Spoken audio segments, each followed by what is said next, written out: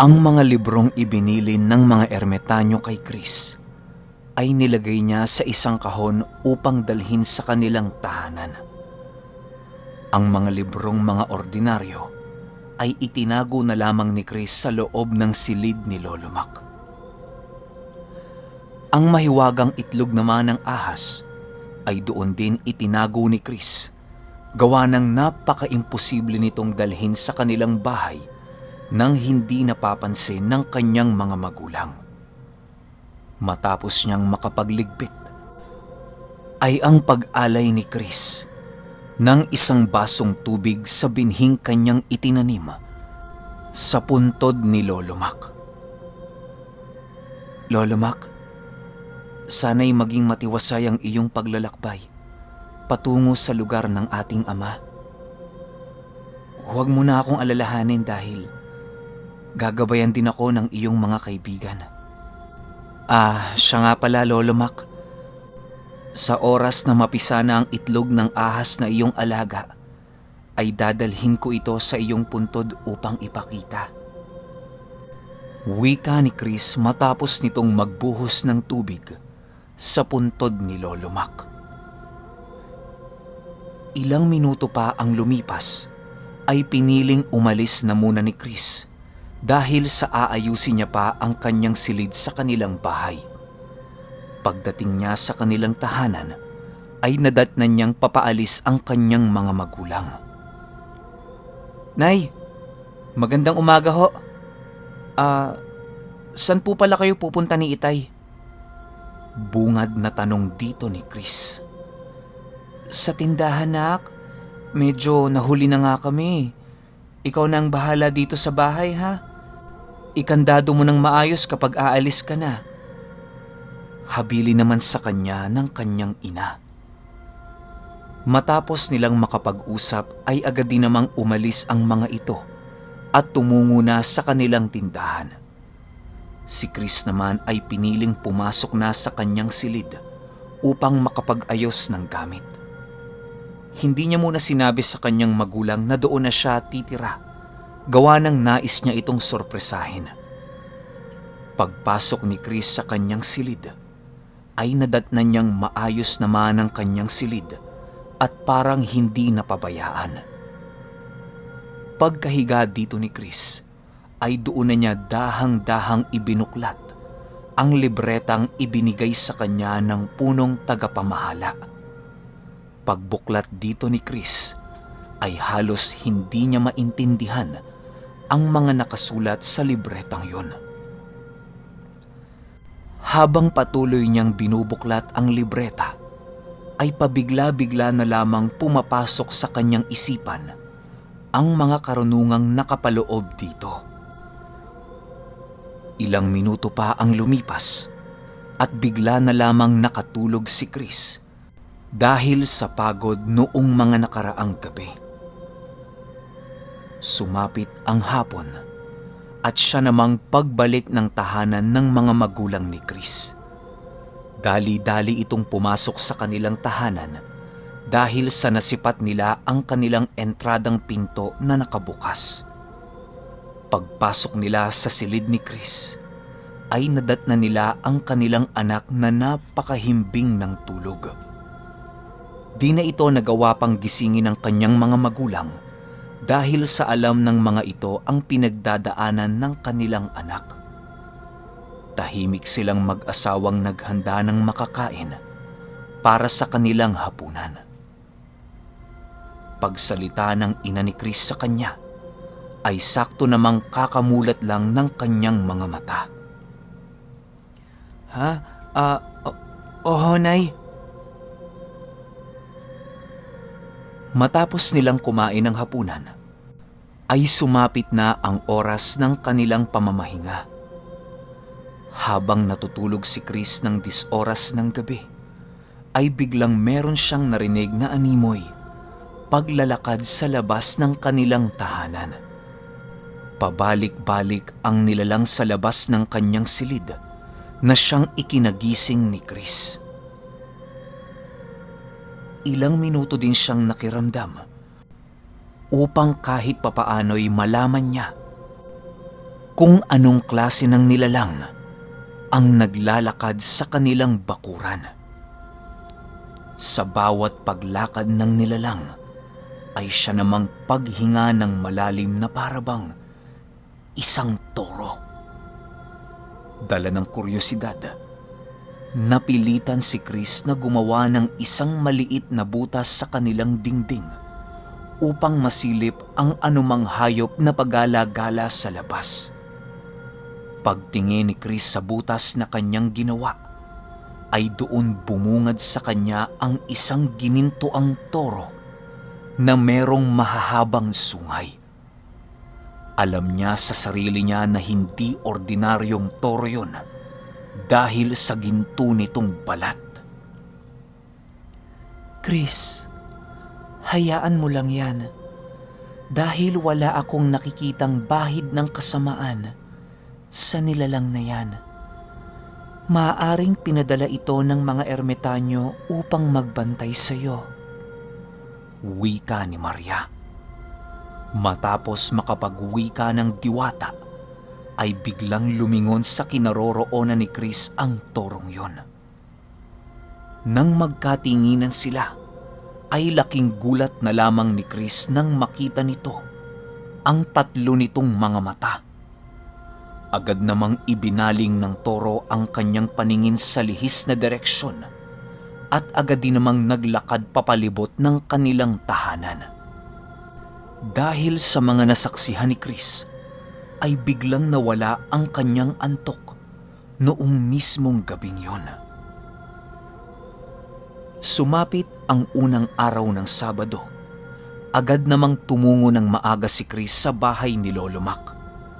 Pagpasok niya dito ay nadatnan niyang nakaupo si Hermano at si Mobo.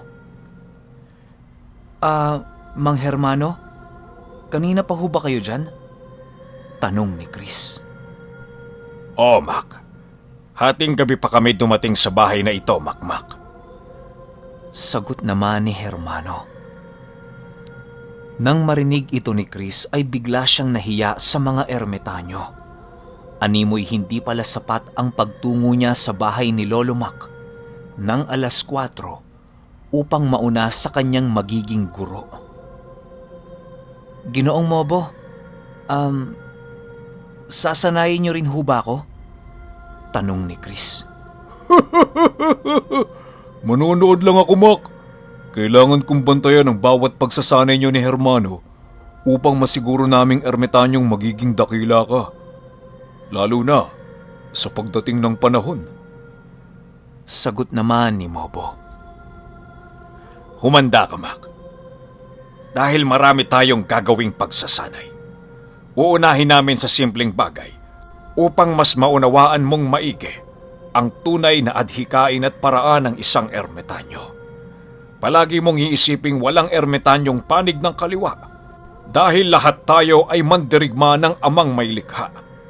Sa unang pagsasanay ay kailangan mong papisain ng itlog na siyang sumisimbolo sa iyong dimen-dimen. Yan ang unang pagsubok natin ngayong araw na ito at sa susunod na araw ng pamamahinga. Dagdag pa ni Hermano. Kasabay ng pagsasalita ni Hermano ay ang pagkuha naman ni Mobo ng itlog upang iabot kay Chris. Habang hawak-hawak ito ng binatilyo, ay hindi maalis sa kanyang isipan ang pagtataka sa kung ano ang nais ipagawa ng mga ito sa kanya. Paano naman niya papipisain ang itlog na yon kung hindi pa ito ang tamang oras? Walang nakatakdang oras para sa itlog na yan. Kung hindi mo magawang paunladin ang iyong dimen-dimen, ay isa kang pagkakamali sa ating uri. Napakasimpleng bagay lamang yan. Kaya hindi mo kakailanganin ang aming gabay. Kahit abutin ka ng ilang libong taon kakahintay mapisa ang itlog na yan, ay magiging imposible pa rin ito sa iyo kung hindi umunlad ang dimen-dimeng taglay mo. Nagawan mo na ng hugis ang iyong dimen-dimen, kaya napakadali na lamang nito para sa iyong paunlarin. Mag-isip ka bilang isang ermitanyo. Dagdag pa ni Hermano. Habang pinapangaralan ni Hermano si Chris, ay nanatiling nagmamasid lamang si Mobo. Matapos makapagbigay ni Hermano ng pangaral sa binatilyo, ay doon na nga inumpisahan ni Chris ang kanyang ginagawang pagsasanay. Ang ginawa ni Chris noong mga oras na yon ay nilapag niya sa sahig ang itlog at hinawakan ito. Nais niyang magkaroon ng koneksyon sa itlog at sa kanyang dimindiming taglay. Paghawak ni Chris sa itlog, ay dahan-dahan niyang ipinikit ang kanyang mga mata upang maituon niya dito ang kanyang buong wisyo. Habang siya ay nakapikit, inaalala niya ang kaanyuan ni Maria nang makita niya ito sa lumang simbahan. Matapos yan ay biglang naramdaman ni Chris ang kakaibang enerhiyang dumadaloy sa kanyang mga kamay patungo sa itlog na kanyang hinahawakan. Nang tuluyan ng nakadaloy ang lahat ng enerhiya, ay biglang nakarinig si Chris ng tunog ng itlog na nababasag. Dahan-dahan niyang iminulat ang kanyang mga mata at doon niya nakita ang isang diwata na kasing laki lang ng isang bote. Lumilipad yon papaahon sa itlog at parang kakagising lang nito mula sa mahimbing na pagkakatulog. Sila Hermano naman ay nananatiling nakatitig sa binatilyo nang hindi kumukurap. Kasabay ng pagmulat ng diwatang umahon sa itlog ay ang pag-iba ng kaanyuan nito. Naging isa itong maliliit na bolang apoy na agad pumasok sa katawan ni Chris. Ang liwanag naman ng itlog ay biglang naglaho hanggang sa naging abo ang talulot ng itlog. Mahusay, Chris. Sabi ko sa iyo, napakadali lang, hindi ba? Yun na ang hudyat ng pag-unlad ng iyong dimen-dimen. Ngayon, tawagin mo ang iyong dimen-dimen upang makita natin ang maunlad nitong anyo. Wika ni Hermano. Maria, pwede ka bang lumitaw sa harapan ko? Tanong dito ni Chris. Chris, hindi mo na kailangan pang tanungin ako kung ano ang nais mo. Nababasa ko ang hiling ng iyong puso dahil sa tayo ay iisa. Wika ni Maria. Kasabay ng pagsasalita nito ay ang paglitaw nito sa harapan nila Chris. Biglang nagkaroon ng isang maliit na liwanag sa kanilang harapan at kasabay nito ang paglitaw ni Maria. Pagtingin dito ni Chris ay halos hindi siya makapaniwala na ibang-iba na ang buong katayuan ni Maria. Paglalarawan ni Chris sa kanyang dimen-dimen ay isa itong napakagandang dilag na merong kasuotang gawa sa balahibo ng pusa. Napakahaba ng mga balahibo nitong suot na sayad na sa lupa. Ang mga kamay naman ito ay merong matatalas na mga kuko na napakalinis. Animoy hindi pa nakaranas ang mga kuko ni Maria na makahawak ng lupa. Ang paa naman nito ay maihahalin tulad mo sa isang pusa dahil sa napakaraming balahibo nito. Napakahaba rin ng buhok ni Maria na kulay abo. Ang mata ng diwata ay nagliliwanag na kulay bughaw na siyang nagpapatingkad ng kagandahan nito. Kahit kalahating pusa si Maria, ay hindi maipagkakaila ni Chris ang maladyosa nitong kagandahan. Nang masipat ni Chris ang kaliwang kamay ni Maria, ay doon bumungad sa kanyang mga mata ang sandatang hawak ng diwata. Ang nakita ni Chris sa kaliwang kamay ni Maria ay isang pangil na kasing haba ng isang punyal. Di lubusang mawari ni Chris kung anong hayop ang nagmamay-ari ng pangil na yon.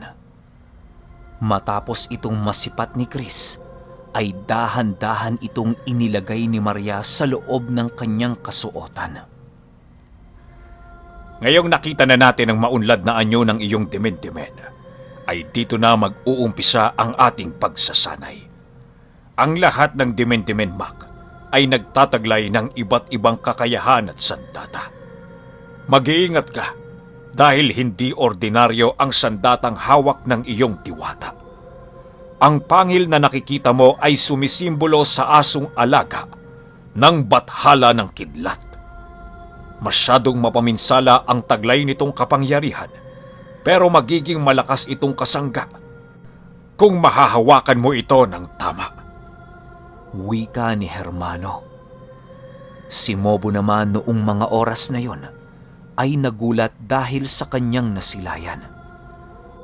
Si Maria naman ay napangiti lang nang sabihin ni Hermano ang kanyang itinagong pangil. Huwag kang mag-alala, Chris.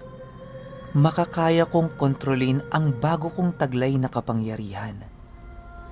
Manalig ka sa akin at sa Diyos na siyang lumikha ng lahat ng bagay. Di ako magkakaroon ng ganitong sandata kung hindi busilak ang iyong kalooban. Marahil nga'y hindi basta-bastang makontrol ang alaga ng bathala, pero makakaya natin itong paamuhin. Wika ni Maria sa isipan ni Chris. Nang marinig ito ni Chris, ay napangiti na lamang siya sa sinabi ng kanyang diwatang kaibigan. Matapos ang mga pangyayaring yon ay biglang naglaho si Maria. Kasabay ng paglaho ng diwatang kasangga ni Chris ay ang pagdalaw sa kanya ng pagod. Dahil sa malapit nang sumapit ang 12:00, ay pinili na muna ng mga ermetanyong maghanda ng kanilang pagkain. Si Chris naman ay nananatiling nakaupo upang maibsan ang pagod na kanyang nararamdaman. Ayon kay Hermano, na normal lamang ang naramdaman ni Chris dahil nangyayari talaga sa mga ermetanyo ang pagramdam ng panghihina sa unang beses na pagtawag nila sa maunlad na anyo ng kanilang dimen-dimen. Sumapit ang hapon at nag-umpisa na ang pagsasanay ni Chris para sa pagpapatibay ng kanyang katawan. Napakahalaga ng lakas para sa ermetanyo, gawa ng kinakailangan nila ito upang labanan ang mga nilalang na hindi gaanong naaapektuhan ng mga dasal. Kahit tirik na tirik ang araw, ay tumungo sila Chris sa isang masukal na talahiban upang gawin ang kanilang pagsasanay. Nang madapo sila sa lugar na yon, ay doon na sinabi ni Hermano ang kanyang dapat gawin. Nais kong bunutin mo sa lupa ang mga damong tumubo sa lugar na ito, gamit-gamit ang iyong mga kamay. Ito na muna ang huli mong gagawing pagsasanay sa araw na ito. Palagi mong pakatatandaan, Mac, na kaisa tayo ng kalikasan. Magiging napakalambot lamang niyan sa iyo kung ikaw ay hihingi ng pahintulot sa mga diwatang nangangalaga dito. Pananampalataya at dedikasyon sa iyong ginagawa ang susi ng tagumpay. Mahalin mo ang iyong ginagawa at paniguradong mamahalin ka din ito. Wika ni Hermano. Matapos nitong makapagbigay ng gawain kay Chris, ay agad namang nag-umpisa ang binatilyo. Sa unang bunot niya ng damong napakalaki, ay halos mabali na ang kanyang likod dahil sa tigas ng lupang tinubuan ito. Halos inabot siya ng 10 minuto para lamang mabunot ang nag-iisang damong yon. Pagsunod ng pangalawang damo, ay ganun pa rin ang nangyari. Labis-labis na ang pagod na nararamdaman ni Chris dahil para bang pakiramdam niya ay nabanat ang kanyang katawan noong mga oras na yon. Pero kahit ganun na ang nangyayari, ay nananatiling matatag si Chris at porsigido sa kanyang ginagawa. Nang ramdam niyang hindi niya kakayanin pang bumunot ng damo, ay doon na siya nag-umpisang humingi ng patnubay sa mga diwatang nangangalaga sa kalupaan. Habang nagtatangka siyang bunutin ang mga damo, ay panayang ginagawa niyang pamamaalam sa kanyang ginagawa. Sumapit ang hapon at unti-unting nagiging malambot ang lupang tinutubuan ng mga damo. Nagagawa ni Chris na bunutin ang mga damong naroon nang walang kahirap-hirap. Sumapit ang 5:00 ng hapon at matagumpay na natapos ni Chris ang ibinigay na pagsasanay ni Hermano. Animoy ang lugar na kaninang napakaraming damo ay naging isang lugar na pinag-araruhan ng isang kalabaw. Matapos nilang makapagsanay, ay agad namang bumalik silang lahat sa bahay ni Lolo Mac. Mang Hermano, ano ho ang gagawin natin pagbalik natin sa bahay ni Lolo Mac? Tanong ni Chris habang sila ay naglalakad. Magbabasa ka ng libreta habang nagkakape. Pero huwag kang mag-alala. Dahil bago sumapit ang 5:00, ay ititigil na natin ang ating pagsasanay. Bukas sa ibang pagsasanay naman ang iyong kaharapin. Sagot naman ni Hermano. Pagdating nila sa tahanan ni Lolo Mac, ay binigyan si Chris ng isang libreta ni Hermano. Agad naman niya itong binasa habang abala ang 2 ermitanyo sa kanilang ginagawang merienda. Ayon kay Chris, na ang nabasa niya sa libretang ibinigay sa kanya ni Hermano ay tungkol lamang sa mga usal upang labanan ang mga masasamang espiritu. Meron din siyang nabasang usal na pantaboy ng mga aswang sa paligid. Mac, magkape ka muna. Tugon ni Mobo. Agad namang kinuha ni Chris ang kape habang nagbabasa. Hanggang maya-maya pa, napagdesisyonan na nila Hermano na itigil na ang kanilang ginagawang pagsasanay. Naunang umuwi ang mga ermitanyo kay Chris, gawa ng niligpit pa ng binatilyo ang mga kalat sa pamamahay ni Lolo Mac. Ayaw na ayaw niya kasing maging madumi ang bahay ng matandang nagpamulat sa kanya ng kakaibang mundong kanyang ginagalawan. Pagbalik niya sa kanilang bahay, ay siya na ang nagluto ng kanilang makakain ng kanyang mga magulang. Pagdating ng mga magulang ni Chris, ay agad din naman siyang nagbisa sa mga ito upang ipakita ang kanyang paggalang. Sumapit ang gabi at nagising ulit si Chris dahil sa ingay ng torong nagbabantay sa kanilang bahay. Dahil sa ingay ng nilalang na yon, ay wala nang nagawa si Chris kung hindi ang sipatin itong muli habang hinihintay ang pagdalaw ng antok. Chris, kung nababagabag ka sa nilalang na yan, ay itanong mo kay Hermano. Maaring alam niya ang sagot kung kanino ang torong iyong nakikita. Wika ni Maria. Dahil sa sinabi ng diwata, ay ang pagkasabik naman ni Chris na malaman ang katotohanan sa likod ng toro na nagbabantay sa kanilang tahanan. Okay, sunod kagad natin yung 13. Salamat.